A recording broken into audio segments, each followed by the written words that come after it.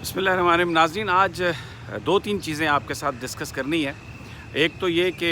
ایک طرف ہم نیب کو دیکھ رہے ہیں، اس نے گھیرا تنگ کر دیا ہے شہباز شریف صاحب کے ارد گرد، اور اب جو خبریں آ رہی ہیں اس کے مطابق ان کی اہلیہ نصرت شہباز کو طلب کیا ہے نیب نے، ان کی بیٹیاں جو رابعہ اور جویریہ دونوں کو بیٹیوں کو بلایا ہے، سلمان شہباز کو اور حمزہ شہباز صاحب کو بھی طلب کر لی، اور یہ ساری طلبی جو ہے یہ منی لانڈرنگ کے کیس میں ہے۔ بہت ساری پراپرٹی جو ہے وہ نصرت شہباز صاحبہ کے نام ہے، ان کی بچیوں کے نام ہے، سلمان شہباز کے نام ہے، تو سب کو نیب بلا رہی ہے اور گھیرا جو ہے وہ ان کے گرد تنگ ہو رہا ہے، اور جو کرپشن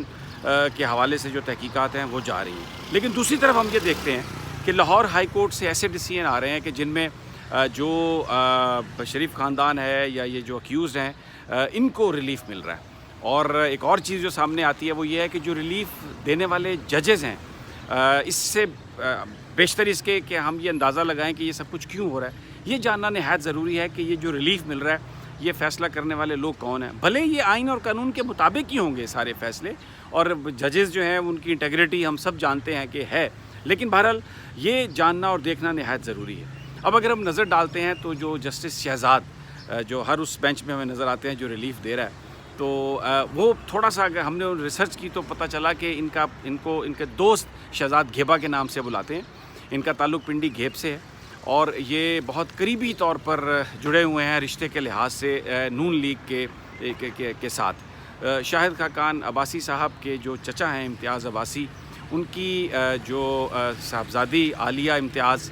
ان کے ساتھ ان کی شادی ہوئی ہے، اور امتیاز عباسی صاحب 1971 کی جنگ میں شہید ہو گئے تھے، تو گویا یہ شاہد خاقان عباسی صاحب کی فرسٹ کزن سے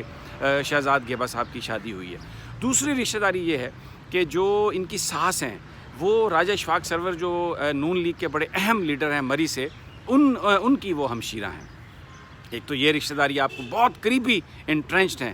جڑے ہوئے ہیں ایک دوسرے کے ساتھ۔ دوسرا جو چیف جسٹس ہیں لاہور ہائی کورٹ کے جناب جسٹس سردار شمیم صاحب، ان کا تعلق ترنڈا محمد پناہ رحیم یار خان سے ہے، مذہبی گھرانے سے ہے، لیکن تبلیغی جماعت سے بڑا تعلق ہے۔ مولانا طارق جمیل صاحب کے وہ ایک طرح سے مرید ہیں، اور بڑا قریبی ان سے ان کا رابطہ ہے۔ جب سردار شمیم صاحب کے والد کا انتقال ہوا تھا تو مولانا طارق جمیل ترنڈا محمد پناہ میں گئے اور وہاں پر جا کے ان کی نماز جنازہ میں شرکت کی۔ تو ہم سب کو پتہ ہے کہ نواز شریف صاحب کا بھی رائے ونڈ سے کیا تعلق ہے، سردار شمیم صاحب کا بھی تعلق ہے وہاں پر رائے ونڈ سے ہی۔ تو یہ پاکستان جو ہے اس میں یہ چیزیں بہت اہم ہیں، پیر بھائی، تبلیغی بھائی، سیاسی بھائی، رشتہ داریاں۔ تو میں اس سے زیادہ کچھ نہیں کہوں گا، بس صرف یہ عرض کرنا چاہ رہا ہوں کہ یہ جو ریلیف آ رہا ہے یہ مخصوص ایک وہ گروپ ہے لوگوں کا جو یہ ریلیف دے رہا ہے، اور آگے بھی ریلیف دے گا۔ جو ہمیں اطلاعات ملی ہیں اس کے مطابق خواجہ سعد رفیق، ان کے بھائی کے مقدمے اور بھی بہت سارے مقدمے، جس طرح حنیف عباسی صاحب کی سزائیں معطل ہوئی ہیں، یہ سارے کے سارے جو معاملات ہیں یہ ریلیف ملتا رہے گا۔ لیکن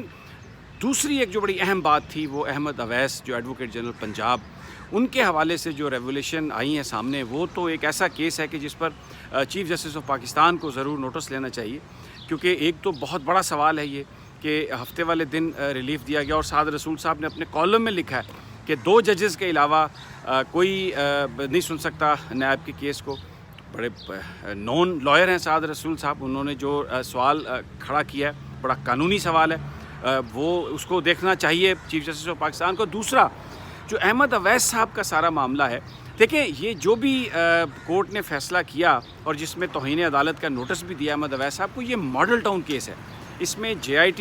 اپنی انویسٹیگیشن کمپلیٹ کر چکی، بیانات قلم بند کر چکی، اور جب یہ خطرہ پیدا ہوا کہ JIT جو ہے وہ کوئی اس قسم کی فائنڈنگ نہ دے دے جس میں شہباز شریف صاحب، نواز شریف صاحب اور رانا ثناء اللہ صاحب کا نام آ جائے، تو ہائی کورٹ کے 3 ممبر بینچ نے اس کو سٹے کر دیا۔ حالانکہ جو 2 ممبر بینچ تھا اس نے ابھی اس درخواست کی مینٹینیبلٹی پر بھی کوئی فیصلہ نہیں کیا تھا، اور پھر جس طریقے سے یہ فیصلہ ہوا،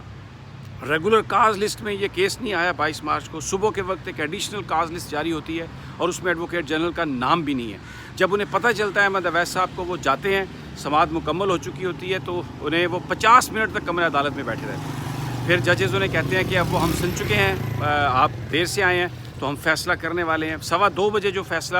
2 بجے سنانا تھا وہ شام کو 6:15 بجے فیصلہ سنایا گیا۔ جس وقت وہ فیصلہ سنایا گیا،